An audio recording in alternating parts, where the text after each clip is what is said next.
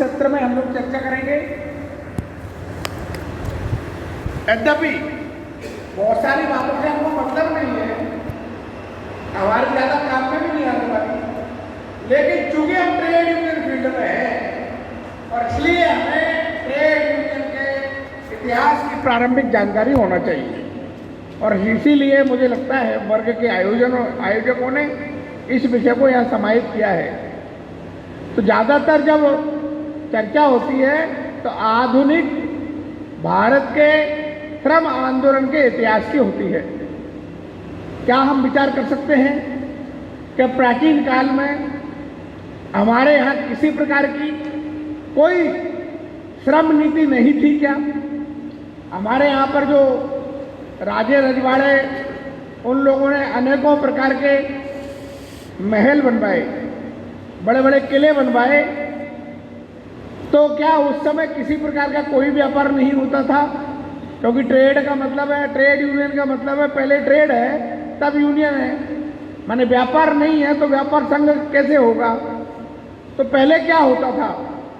तो मैं आपको बताऊं, ज़्यादातर पहले राजा की सेना में लोग रहते थे, माने सैन्य क्षेत्र में लोग ज़्यादा रहते थे, और बाकी का भारतीय जो व्यवसाय था वो कृषि आधारित था।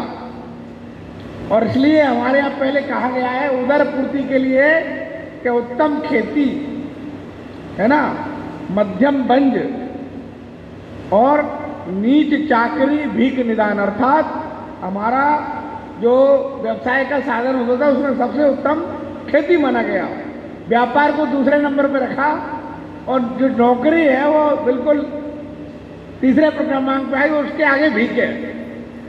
अर्थात क्या है, इस प्रकार का सोच हमारे प्राचीन भारत में होता था। तो उसमें क्या होता था कि जो खेती करता था ना वो तो खुद ही उदार होता था, देने वाला होता था। वो कैसा देने वाला होता था कि जमीन से 1 फुट ऊपर काट के जानवरों को छोड़ देता था, ठीक है ना, और जो उससे दाना गिरता था उससे पशु पक्षी अपनी पूर्ति कर लेते थे। और गांव के अंदर क्योंकि ग्राम में आधारित अर्थव्यवस्था थी, तो खेती के समय ही लोहार को, कुम्हार को, बढ़ई को, सबको हर एक कृषि जो करता था वो उसको साल भर की व्यवस्था उसी समय कर देता था, माने छोटा बड़ा कोई नहीं था। इस प्रकार से ये हमारी नीति, माने जिसको कागजों में भले ही नहीं लिखा गया हो, लेकिन इस प्रकार का सामाजिक रचना थी कि कोई भूखों नहीं मरता था, किसी को अभाव नहीं होता था, और एक गांव अपने आप में पूरा राष्ट्र हुआ करता था, अर्थात एक गांव में सब कुछ मिलता था, हर चीज। तो इस प्रकार से वस्तु का आदान प्रदान, इसका उस समय महत्व होता था, ये प्राचीन काल में चलता था।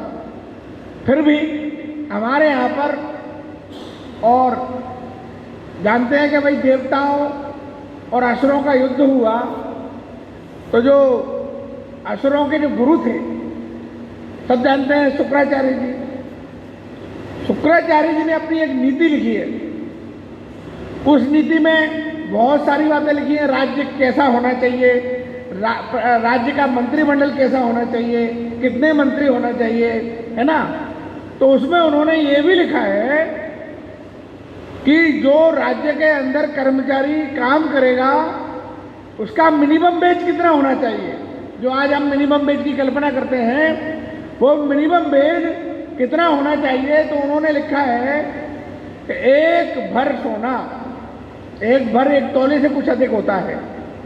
तो आप सोचिए प्राचीन काल में माने ये लिखा गया है, इसका अर्थ क्या है? आज 1 तोले सोने की कीमत कितनी है, उतना अगर मिनिमम वेज मिल जाए तो हमारा श्रमिक तो कोई मांग ही नहीं करेगा।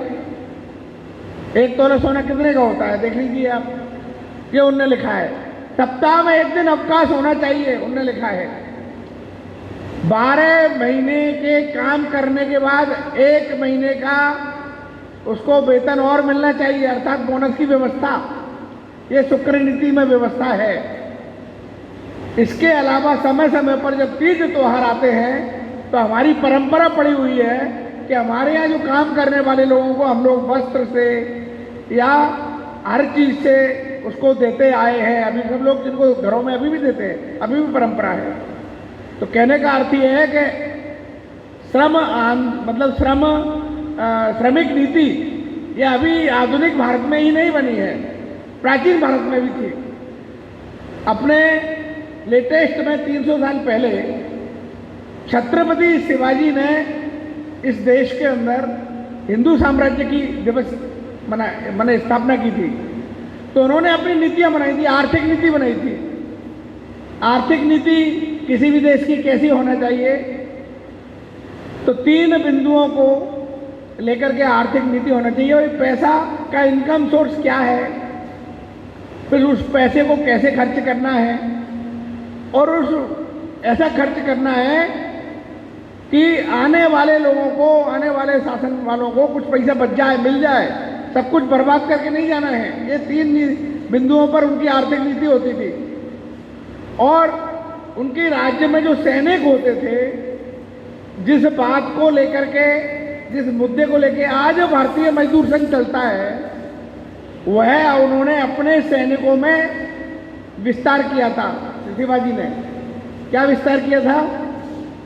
तो जो हम कहते हैं ना कि भाई अभी नारा लग रहा था, राष्ट्रभक्ति तेरा नाम बीएमएस बीएमएस, अर्थात क्या था? श्रमिक राष्ट्रभक्त होना चाहिए। ये शिवाजी ने अपने सेना में डेवलप किया था। एक उदाहरण दे के आगे बढ़ूंगा कि एक बार शिवाजी जो है अपने दरबार में बैठे हुए थे, तो एक उनके सैनिक थे, वो अपने बेटे के शादी की पत्रिका देने के लिए शिवाजी को आए और शिवाजी को पत्रिका दी। तो पत्रिका दी तो उन्होंने कहा ठीक है बिल्कुल। तो बाद में उन्होंने देखा उस सैनिक ने कि शिवाजी के चेहरे पर थोड़ी चिंता की लकीर है। उन्होंने कहा महाराज चिंता की लकीर कैसी है? बोले कुछ नहीं, आप बच्चे की शादी करो। नहीं पहले बताओ। बोले ये जो सामने हरा झंडा दिख रहा है ना, ये जीजा माता ने कहा कि यहाँ पर जो है भगवा झंडा होना चाहिए। तो वही सोच रहा था। तो वो सैनिक कितना राष्ट्रभक्त था, उसने कहा ये कोंडाने का किला था, तो उन्होंने कहा पहले शादी कोंडाना की होगी, बाद में रायबा की। रायबा माने उनका लड़का था, रायबा की शादी होगी। उन्होंने कहा नहीं पहले, उन्होंने कहा नहीं। सेना गए, युद्ध हुआ, भीषण युद्ध हुआ और उन्होंने किला जीत लिया, लेकिन जो रायबा के पिताजी थे वो युद्ध में बलिदान हो जाते हैं। तो शिवाजी ने कहा कि गढ़ आला सिंह गेला, अर्थात गढ़ तो हम जीत लिए लेकिन हमारा सिंह चला गया। मैंने इतनी राष्ट्रभक्ति थी कि देशभक्ति, देश के लिए क्या चाहिए वो पहले, अपने निजी काम बाद में। ये उस समय सैनिकों में, मजदूरों में ये भाव पैदा किया था। और उनके लिए शिवाजी क्या करते थे, तो उनकी सेना में अनुकंपा नियुक्ति थी। यदि उनका कोई सैनिक का पुत्र है तो उसको सेना में लिया जाता था, और इसका पुत्र नहीं है तो उसके घर पर उसके मासिक आय जो खर्चा लगता था, अनाज सामग्री राज्य की ओर से उसको दिया जाता था। ये शिवाजी के हिंदू साम्राज्य में व्यवस्था थी। अर्थात क्या है, भारत के अंदर श्रमिकों के बारे में और एक कल्याणकारी ये काम था, क्योंकि शिवाजी का जो व्यापार था वो अंतर्राष्ट्रीय व्यापार था। उन्होंने नौकाएं निर्माण की थी और उनकी नौकाएं विदेशों में अपना माल लेके जाती थी, वहाँ से अपना माल लाती, उनका माल लाती थी। ये व्यापार चलता था। व्यापार चलता था तो मजदूरों के कल्याण की व्यवस्था भी हमारे अंदर थी। अभी वर्तमान में जब आप सब जानते हैं कि देश में जब अंग्रेजों का आक्रमण हुआ 1857 में हम लोग, और प्रथम स्वतंत्रता संग्राम जो पूर्ण रूप से जब सफल नहीं हुआ, तो अंग्रेजों का कंपनी, जो ईस्ट इंडिया कंपनी का जो राज्य था, यहाँ ब्रिटेन का राज्य स्थापित हुआ। उसके बाद क्योंकि उसी समय ब्रिटेन में औद्योगिक क्रांति आई थी, तो भारत में भी और उद्योग धंधों का काम प्रारंभ हुआ। और जो उद्योग धंधों का काम प्रारंभ हुआ, अर्थात क्या किया अंग्रेजों ने, अपने माल को इधर से उधर पहुंचाने के लिए रेल लाइनों को बिछाने का काम इधर चालू हुआ। तो स्वाभाविक बात है, उसके लिए लोहा लगना है, रेल लाइनें बिछाने के लिए जो जो लगना है सब लगना है। तो भारत में आधुनिक काल में जिस प्रकार के उद्योगों का स्वरूप है वो प्रारंभ हुआ। तो चूंकि रेल में इंजन की लगता है और इंजन उस समय पहले कोयला से ही चलता था, तो इसी प्रकार के कोयला उद्योग भी विकसित हुआ। अब ये सब धीरे धीरे जब विकसित हुआ, तो विकसित होने के साथ भारत के गांवों से शहरों की ओर हमारा पलायन बढ़ा। मजदूर श्रमिक वर्ग, एक प्रकार का नए प्रकार का श्रमिक वर्ग और आया। तो जैसे कि पहले आज जो समस्याएं हैं, उस समय श्रमिकों से कितने घंटे काम लिया जाएगा, ऐसे कोई काम के घंटे तय नहीं थे, और काम के घंटे तय नहीं होने के बाद भी उनकी मजदूरी कितनी होगी ये भी कोई तय नहीं था। थोड़ा बोड़ा दे दो, कई बार तो श्रमिकों के साथ ऐसा है, उसको पेट भर के भोजन करा दो, यही हो गया, जा थोड़ा बहुत और कुछ दे दिया, पकड़, ऐसे इतने में लोग, जिसको कहते हैं ना बेगार करना, ऐसे कराते थे। तो कोई उनका नीति तो तय नहीं थी, जो दे दिया वो दे दिया, जितने घंटे काम लिया लिया। तो इस प्रकार से भारत में दो प्रकार की समस्याएं श्रमिकों की प्रारंभिक काल में रही। एक तो क्या है, अंग्रेजों का राज्य था, उपनिवेशवादी राज्य था, तो इंग्लैंड के पूंजीपतियों ने भी कुछ पैसा यहाँ लगाया था, उद्योग डाले थे, और भारत के पूंजीपतियों ने भी। उनके दोनों के अंदर जो है श्रमिक कार्य करते थे, दोनों की ओर से श्रमिकों का शोषण होता था। ये सब परिस्थिति में भारत में क्योंकि श्रमिकों की स्थिति में सुधार हो और श्रमिकों की स्थिति में सुधार होना चाहिए, इस दृष्टि से यहाँ भी कुछ श्रम संघों का और निर्माण होने की बात आई। तो आप सब जानते हैं कि भाई हमारे यहाँ पर रेल से संबंधित उद्योग पहले था, कोयला से संबंधित उद्योग था, इनके आयाम डेवलप हुए, और ये सारे बातों में 1870 में एक शशिपदा बनर्जी थी, उन्होंने एक श्रमिक क्लब की स्थापना की। श्रमिक क्लब की उन्होंने स्थापना की और उन्होंने श्रमजीवी नामक समाचार पत्र इसका प्रकाशन किया। ऐसा माने ये कोई रजिस्टर्ड नहीं था, लेकिन उन्होंने स्टार्टिंग किया। इसी प्रकार से बंगाल में एक सोहरावर्दी सपूर जी, ये बंगाली बाबू थे, 1878 में उन्होंने भी श्रमिकों की बेहतरी के लिए कार्य प्रारंभ किया और श्रमिकों को अच्छी दशाएं उपलब्ध हों, इसके लिए उन्होंने एक विधेयक पारित कराया, उपलब्ध कराया, जिसको मुंबई की विधानसभा ने पारित किया। इसी प्रकार से 1880 में, जिनका नाम आप ज़्यादा जानते हो, नारायण मेघानी लोखंडे, NM लोखंडे, ये ज़्यादा लोग हम जानते हैं कि इन्होंने पहली यूनियन प्रारंभ की, ऐसा हम मानते हैं। तो इन्होंने सबसे पहले एसोसिएशन बनाने की पहले दीनबंधु नाम का एक समाचार पत्र और प्रारंभ किया। इस समाचार पत्र का प्रकाशन में और बम्बई मिल और मिल हैंड्स मिला करके एक एसोसिएशन की स्थापना की। इस समाचार पत्र में भी ये श्रमिकों से संबंधित लेख, उनकी समस्याएं, ये प्राय रूप से और माने होता था।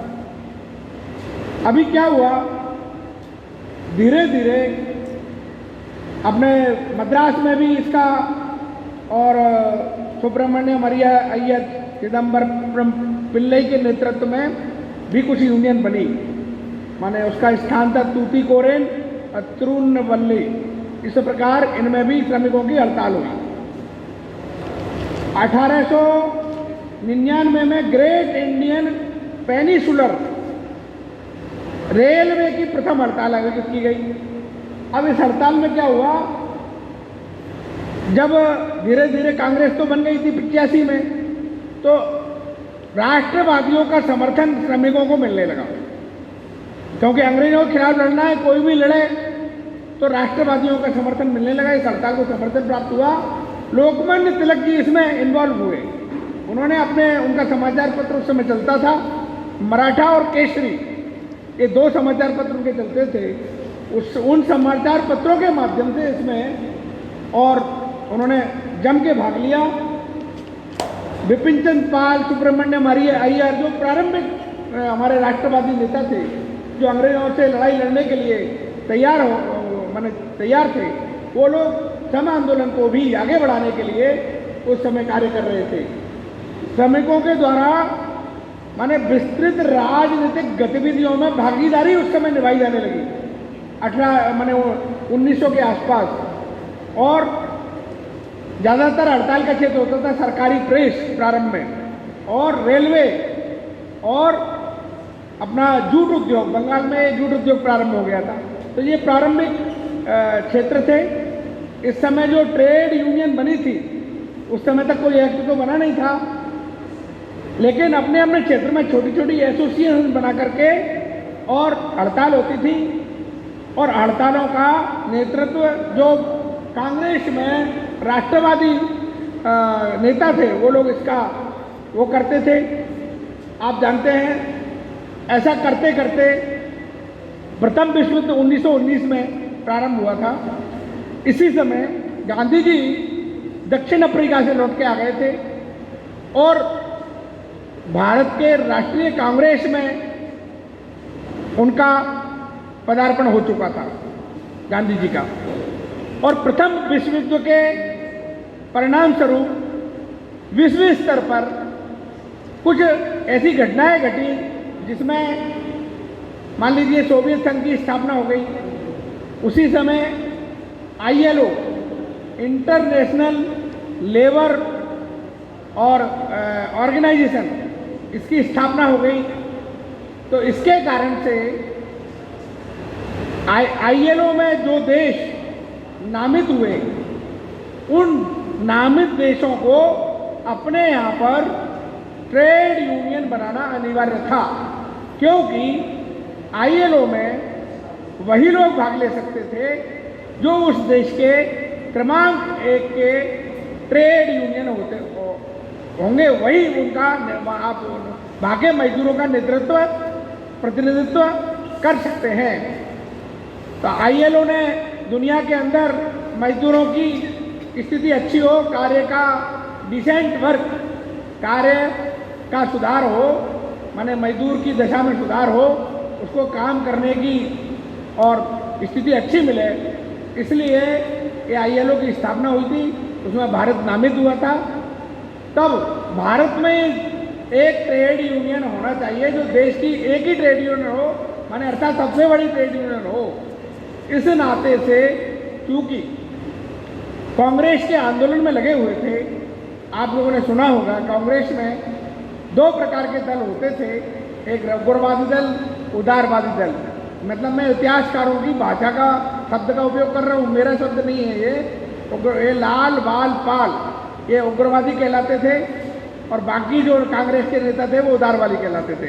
लाला लाजपत राय, बाल गंगाधर तिलक, विपिन चंद्र पाल, ये अंग्रेजों के साथ जरा संघर्ष करना चाहते थे, बाकी लोग मिलकर के कुछ लेना चाहते थे। तो इनमें से लाला लाजपत राय जी ने ये ILO की मांग को ध्यान में रखते हुए और हमारे AITUC नाम का संगठन अक्टूबर 1920 में इन्होंने इसकी स्थापना की। अब इन्होंने स्थापना तो कर दी। स्थापना के बाद 1922 में कांग्रेस का एक अधिवेशन हुआ, गया अधिवेशन के नाम से जाना था, गया में अधिवेशन हुआ था। तो उसमें एक प्रस्ताव आया। प्रस्ताव ये आया कि कांग्रेस को मजदूरों और किसानों की नीतियों का, मांगों का समर्थन करना चाहिए, और बदले में मजदूर और किसान राष्ट्रीय आंदोलन में भाग लेंगे, आज़ादी के आंदोलन में भाग लेंगे। इस प्रकार का विषय आया।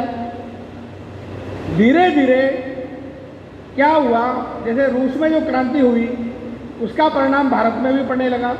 भारत में भी साम्यवादी माने विचारधारा का असर हमारे लोगों पर होने लगा।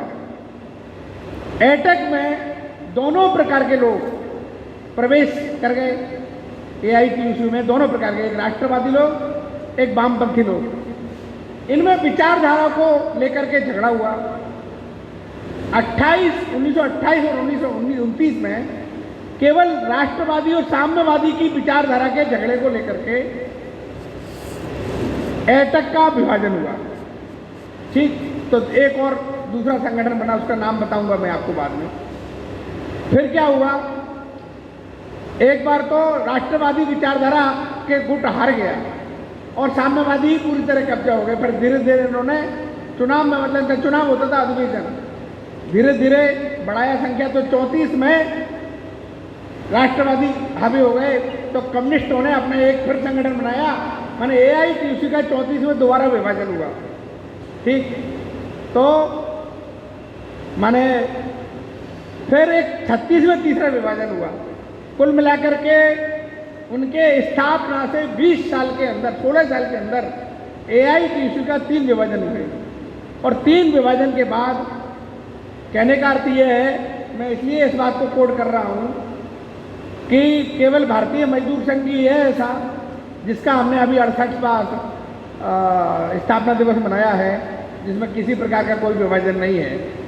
तो AITUC की स्थिति ये हुई, अर्थात कुल मिलाकर के धीरे धीरे इसके अंदर पूरी तरीके से साम्यवादियों का कब्जा हो गया और इनका विचार आंदोलन, माने एक बार तो इस बात को लेके इनका विभाजन हुआ कि ILO से कम्युनिस्ट लोग कहते थे कि ILO से हमको अलग होना है, राष्ट्रवादी कहते थे नहीं होना है।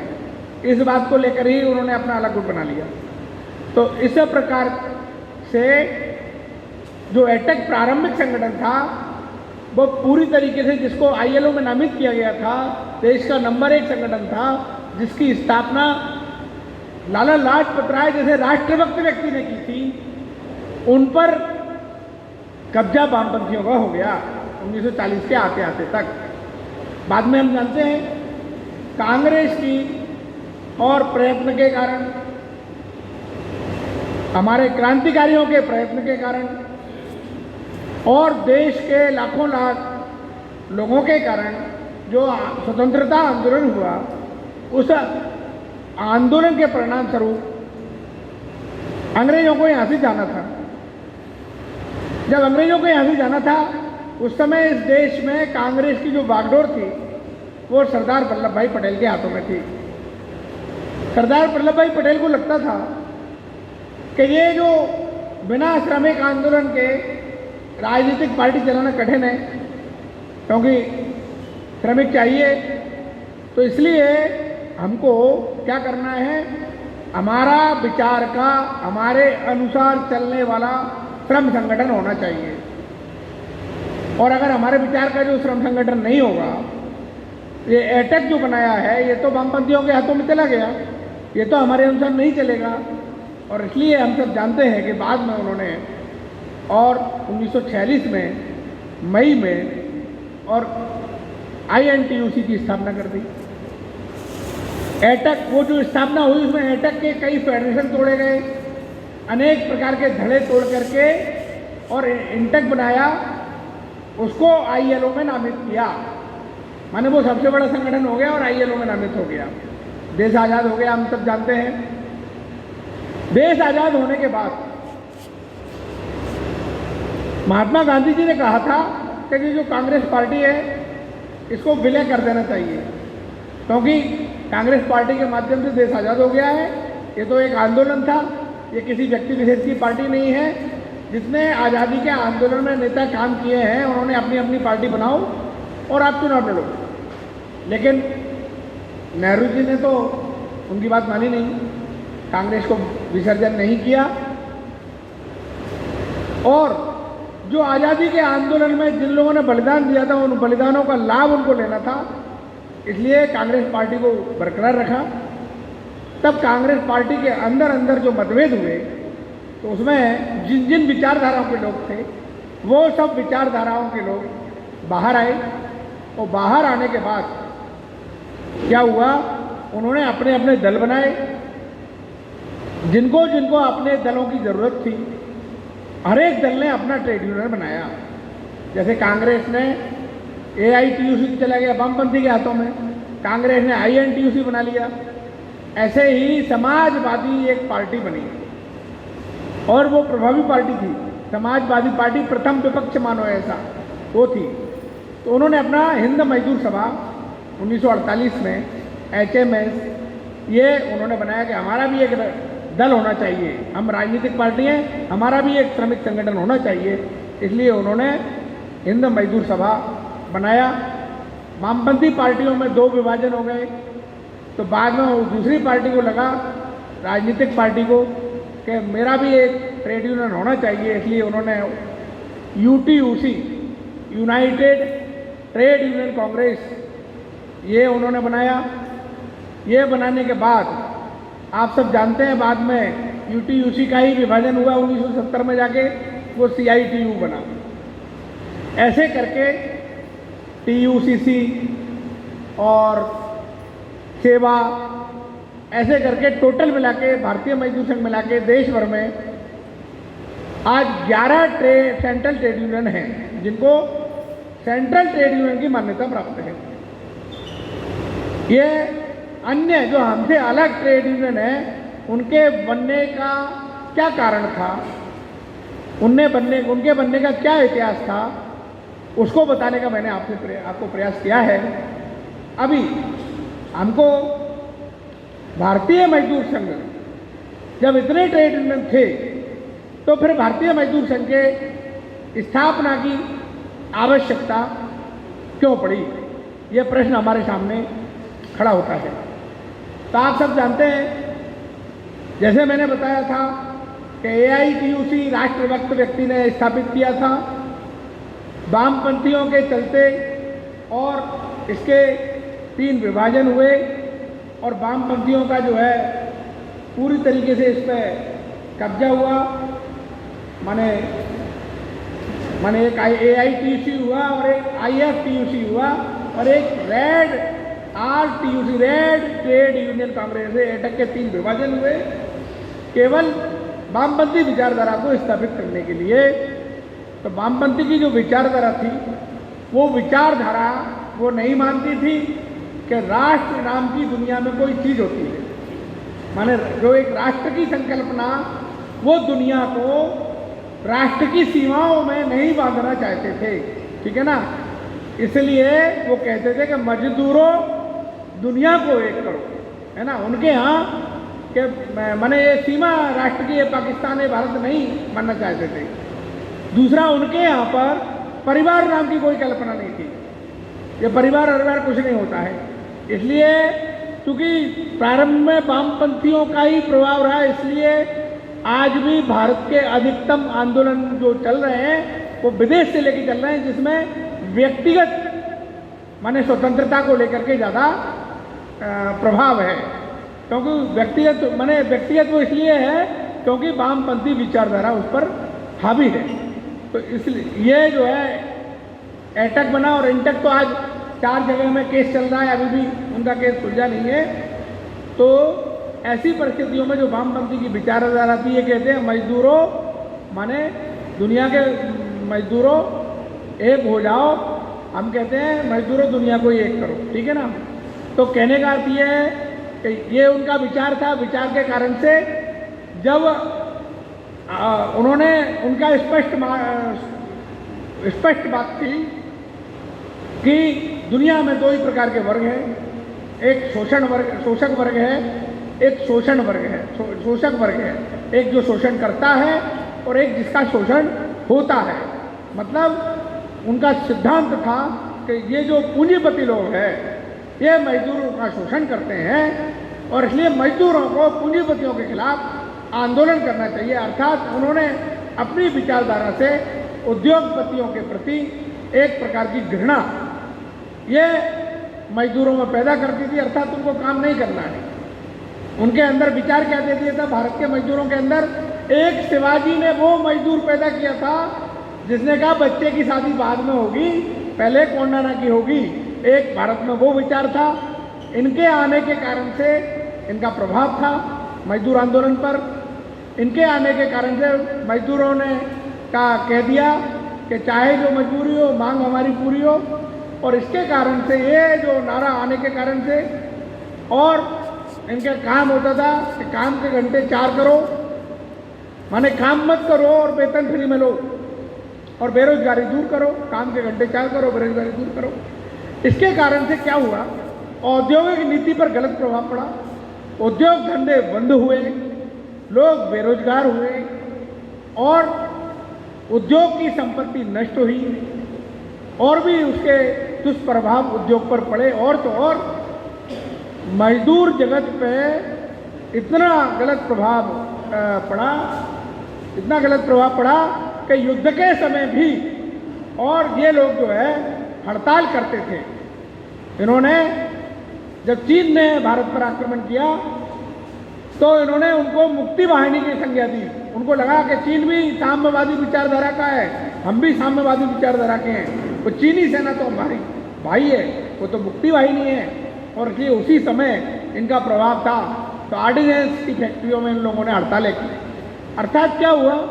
एक प्रकार से इस देश का मजदूर वर्ग को इन्होंने देशद्रोह की कगार पर ले जाके खड़ा कर दिया। माने भारतीय मजदूर संघ क्यों आया?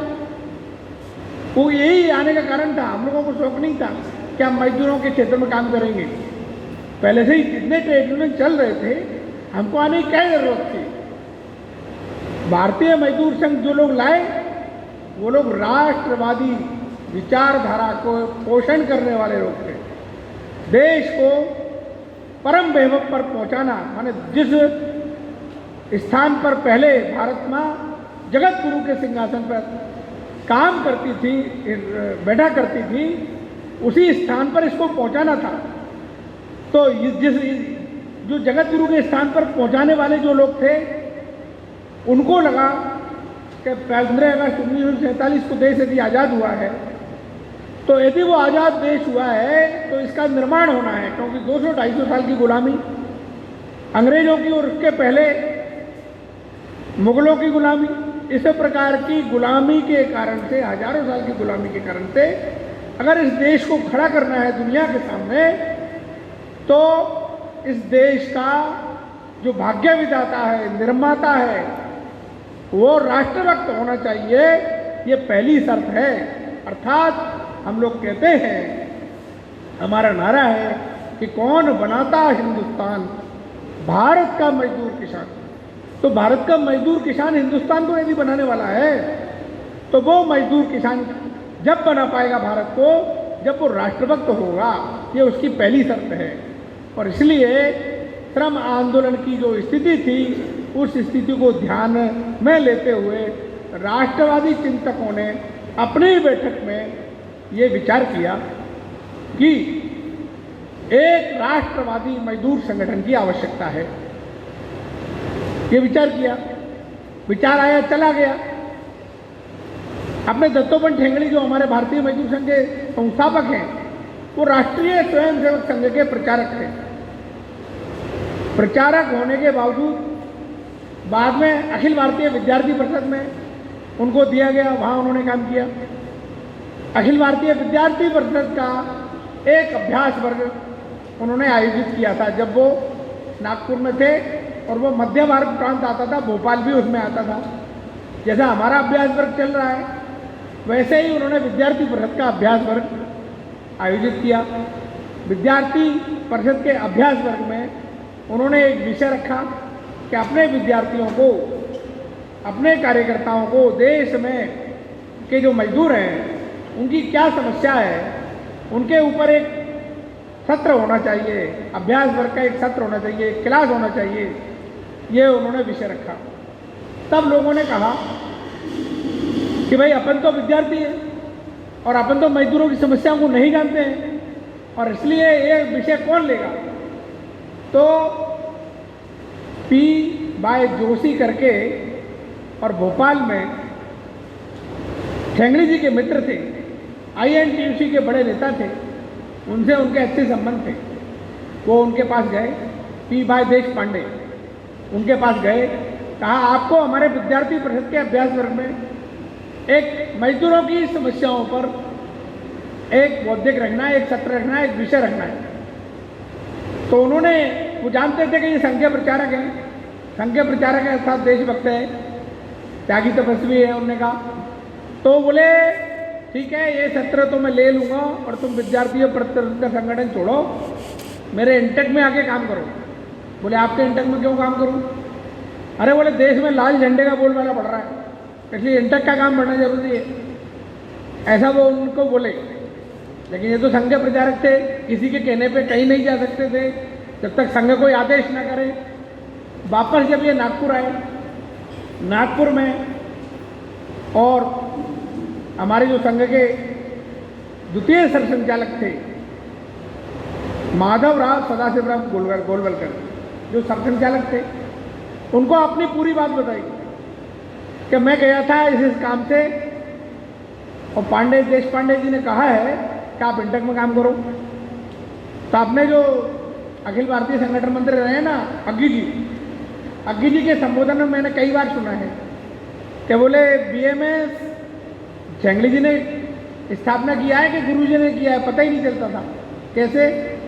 गुरुजी ने उनसे कहा, जब उन्होंने ये पूछा कि इंटेक से मुझे आमंत्रण आया है काम करने का, तो गुरुजी ने उनसे तुरंत कहा कि अगर अपने को कोई नया काम सीखने को मिल रहा है तो जाना चाहिए, वरना जैसे मान लो कोई कहे कि मुझे संघ के ABVP के दायित्व से मुक्त करके विपरीत विचारधारा में, जैसे कोई मुझे कहे, अभी मैं अपने मन से कहूँ अपने संघ के अधिकारी को तो मुझे झारखंड मुक्ति मोर्चा में काम करना है, तो मेरा अधिकारी कभी भी मुझे हाँ नहीं भरेगा। लेकिन उन्होंने कहा कि अरे नया काम सीखने को मिल रहा है ना, जाइए सीखिए। तो ABVP के दायित्व से उनको मुक्त किया। 1949 में उन्होंने INTUC ज्वाइन किया, वहाँ भी उनका विरोध हुआ, लोगों ने विरोध किया, बोले संघ का प्रचारक होते हुए आप इसको INTUC में ले लिया है। और INTUC में उन्होंने बहुत अच्छा काम किया, निष्ठा से लगन से काम किया, पूरा 1954 तक पूरा काम किया। 5-6 साल में मजदूरों की बारीक समस्याओं को उन्होंने समझा, और बारीक समस्याओं को समझ करके जब उनको काम पूरा हुआ तो उन्होंने, जैसे अन्य नेता करते हैं वैसा ठेंगड़ी जी ने नहीं किया। वैसा कि भाई जैसे अपन एक गुट है तोड़ करके और इधर ले आओ, ऐसा नहीं किया। एक भी इंटेक का सदस्य उन्होंने तोड़ा नहीं। वे रहे, जब वहाँ रहे तो वहाँ ईमानदारी से काम किए, वहाँ के संगठन को बढ़ाए, और वो प्रदेश स्तर के संगठन मंत्री जैसा दायित्व उनको वहाँ प्राप्त हुआ था, मिला था करके। जब इधर आए तो बाद में इसी समय क्या हुआ कि राष्ट्रीय स्वयंसेवक संघ पर 1948 में जब गांधी जी की हत्या हो गई थी तो हत्या का आरोप लगा था, प्रतिबंध लगा दिया गया था संघ पर, और संघ का लगातार जो आंदोलन हुआ उस आंदोलन के कारण से और अनेक आयोगों के निर्णय के कारण से जब पता चला कि गांधी हत्या में संघ का कोई हाथ नहीं है तो उनका प्रतिबंध उठा लिया गया। प्रतिबंध उठाने के बाद गुरुजी का देश भर में दौरा हुआ, उसको दिग्विजय कहते हैं, क्योंकि अपना प्रतिबंध में लोग घर घर बैठ गए तो संघ के काम को पुनः जीवित करने के लिए सरसंघचालक जी ने देश भर में दौरा किया। देश भर में दौरा करने के बाद उनको ध्यान में आया, बाद में 1954 में एक बैठक हुई संघ की। उस बैठक में उन्होंने चिंता व्यक्त की कि मैं गया तो देश भर में मुझे ध्यान आया कि लाल झंडे की यूनियन का ये काम बहुत बढ़ रहा है। ये काम बढ़ रहा है, ये बात नहीं है, कामरेड लोग, नए नए लड़के अपने आप को गर्व से कह रहे हैं, और ये आगे चल के राष्ट्र के लिए खतरा है, देश के लिए खतरा है। तो क्या होना चाहिए? तो दीनदयाल जी जो जनसंघ के संस्थापक थे उस बैठक में थे, तो उन्होंने उसमें कहा कि एक राष्ट्रवादी मजदूर संगठन की आवश्यकता है तुरंत। तुमने कहा ठीक है, प्रस्ताव पारित हो गया कि एक राष्ट्रवादी मजदूर संगठन बनना चाहिए। तब बात आई कौन बनाएगा? तब पुनः दीनदयाल जी ने कहा जिसको 6 साल आपने मजदूर संघ का काम सीखने के भेजा है वही बनाएगा। और इसलिए उस बैठक में ठेंगड़ी जी को ये जिम्मेदारी दी गई। कि आपको राष्ट्रवादी मजदूर संघ की स्थापना करनी है। ठेंगड़ी जी को काम मिल गया, फिर दूसरे काम में लग गए, क्योंकि उचित कार्यकर्ता वो होता है जिसको जब जो काम दिया जाए उस काम को पूरे विनम्र भाव से ग्रहण करे और उसमें अपनी पूरी शक्ति लगाए, अपनी पूरी बुद्धि लगाए और पूरी योग्यता लगा के उसको खड़ा करे, उस कार्य को करे। तो ठेंगड़ी जी ने वही किया। पहले एबीवीपी में थे, बाद में उनको कह दिया जाओ इंटर का काम सीखो, तो वहाँ काम सीखा। अब कह दिया कि आइए आप एक राष्ट्रवादी मजदूर संगठन खड़ा करो। तो कुल मिलाकर के संघ का काम तो देश भर में उस समय तक था ही, और इसलिए सभी जगह से, हर प्रांत से एक एक दो दो कार्यकर्ता बुलाए गए।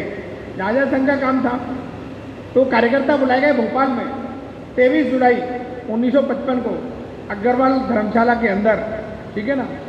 बुलाने के बाद और उस दिन जो है घोषित कर दिया गया कि आज से अपना संघ प्रारंभ हो गया है।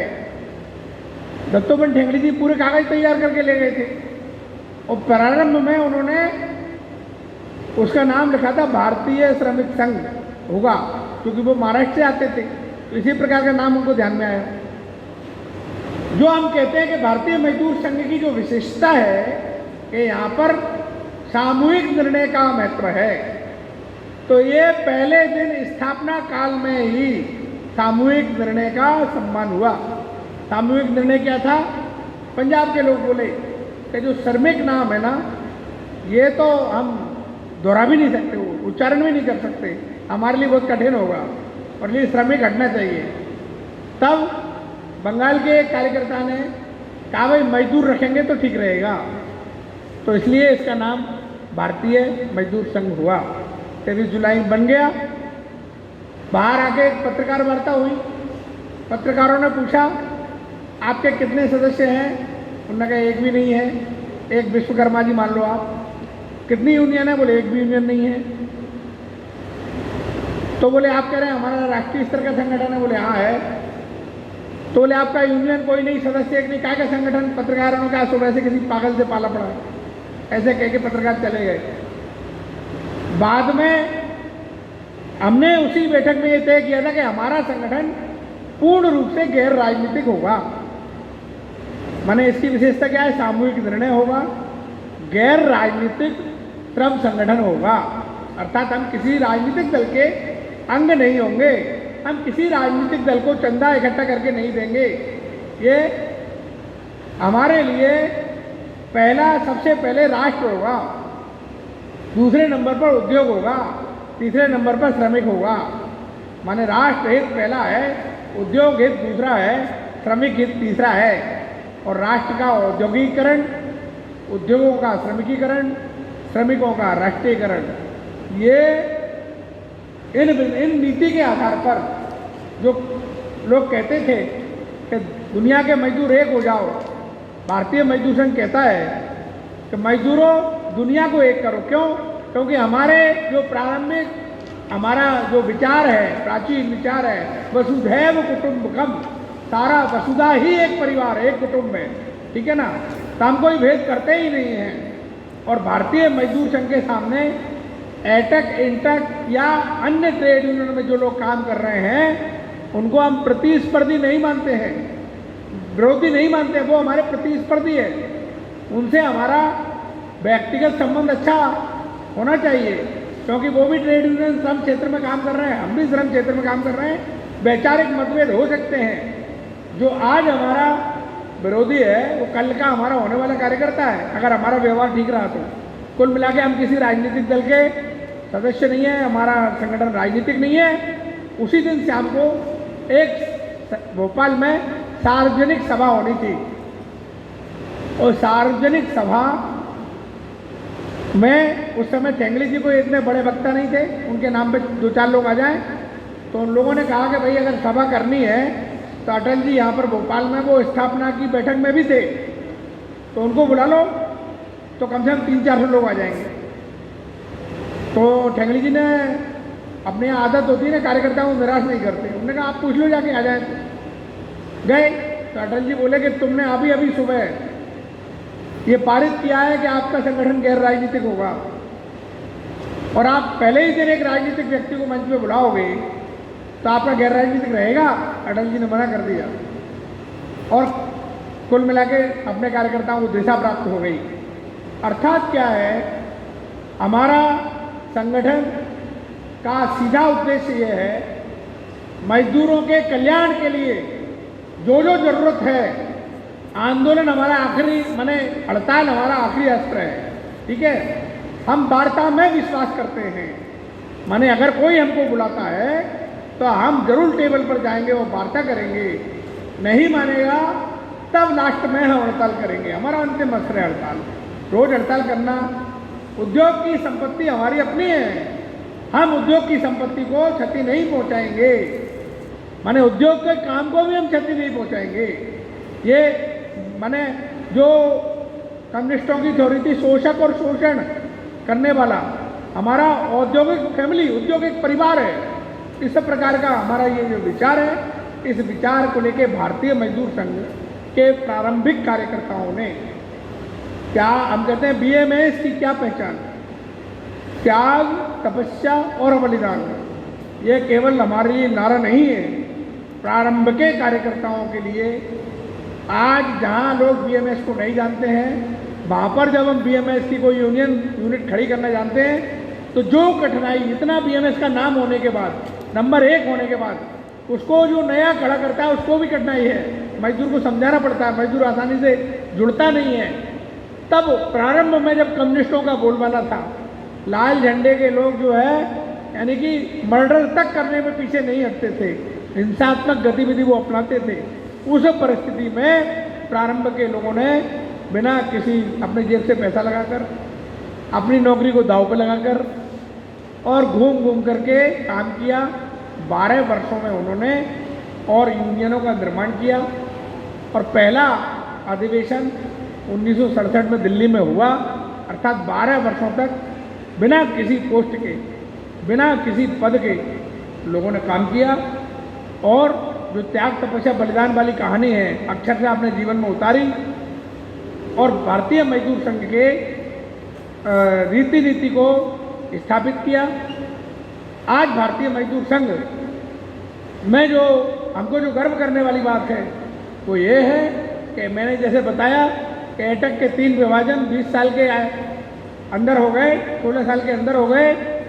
इंटक आज 4 धड़ों में है, कोर्ट में केस में है और कोर्ट में केस होने के बाद उनका कुछ फैसला नहीं हुआ है। अर्थात जो बड़े बड़े संगठन हैं उनकी ये हालत है। भारतीय मजदूर संघ ही एक ऐसा संगठन है देश में जो नंबर 1 है। नंबर 1 होने के साथ इतना ही नहीं है, हमारे यहाँ पर वैश्विक स्तर पर यानी कि जैसे G20 होता है वैसे L20 लेवल 20 देशों का माने ऑर्गेनाइज 20 साल भारतीय मजदूर संघ कर सकता है। अगर इस देश में हुआ तो वो होस्ट बन सकते हैं। इस प्रकार से अभी ILO में भी केवल भारतीय मजदूर संघ ही है जिसके 5 प्रतिनिधि जाते हैं और किसी भी ट्रेड यूनियन के 5 प्रतिनिधि क्या 4 भी नहीं जाते हैं। तो देश में हम नंबर 1 हो गए और देश के श्रमिकों के कल्याण के लिए एक बड़ा माने कहते हैं आमूलचूल परिवर्तन और देश के श्रमिकों में राष्ट्रभक्ति की बात है जो वो केवल बीएमएस में ही नहीं तो जो अन्य विचारधारा के लोग भी हमारे संपर्क में आए, जो पहले भारत माता की जय नहीं बोलते थे, वंदे मातरम नहीं बोलते थे, वो सब भी आज अपने आंदोलन में भारत माता की जय, वंदे मातरम ये बोलते हैं। अर्थात जो लास्ट का उद्योगों का जो श्रमिकीकरण है, श्रमिकों का जो उद्योग राष्ट्रीयकरण है, वो उस बात को भारतीय मजदूर संघ ने अपनी 68 में चल रहा है 67 साल की विकास यात्रा में अक्षरशः देश के मजदूरों में स्थापित करने में सफल हुआ है। आप सब लोगों ने आज का ये सत्र जो है धैर्यपूर्वक सुना है और मान्यवर सुरेश जी भी आ गए हैं। मुझे जो समय दिया था वो भी पूरा हुआ है। जो विषय मुझे दिया गया था वो मैंने अपनी ओर से रखने का प्रयास किया है।